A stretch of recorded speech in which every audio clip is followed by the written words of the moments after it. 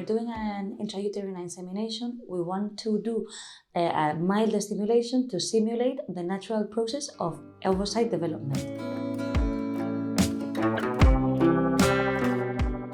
First of all, when the woman gets her period, we do the first ultrasound, and then when she starts the stimulation, we do another control around the 5th or 6th day to see how the follicle is growing.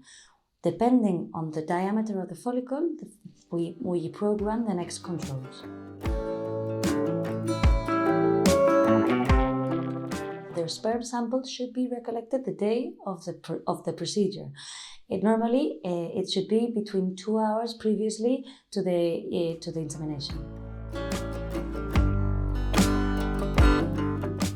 We do the insemination 36 hours after the trigger. When we do the last control and we see the follicle that has normally between 17 or 18 millimeters diameter, we organize the time of the trigger, and 36 hours afterwards we program the insemination. Yes, it is extremely recommended that the woman does normal life after the procedure.